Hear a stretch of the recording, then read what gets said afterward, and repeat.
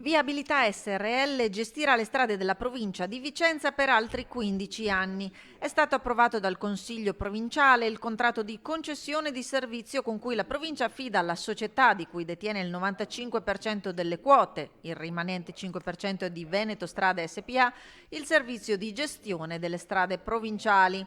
Braccio operativo che si occuperà di manutenzione e progettazione della rete viaria, composta da 1240 km di strade tra montagna e pianura, con 461 ponti, 171 rotatorie e il tunnel Schio Valdagno.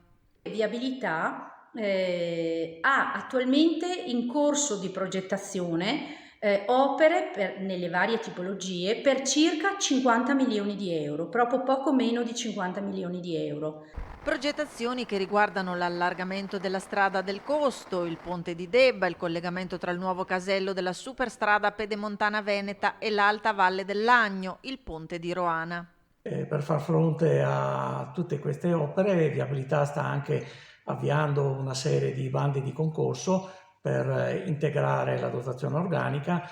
Al momento abbiamo un concorso di progettazione per assumere dei cantonieri e con i primi mesi del 2022 partiranno anche altri bandi per assumere del personale tecnico. Nell'ultimo triennio sono stati conclusi i lavori per 48 milioni e 200 mila euro e attualmente ci sono lavori in corso per 3 milioni e 800 mila euro, tra cui la costruzione del nuovo ponte sulla strada Montorsina a Montecchio Maggiore e la sistemazione del viadotto Sant'Agata a Piovene Rocchette.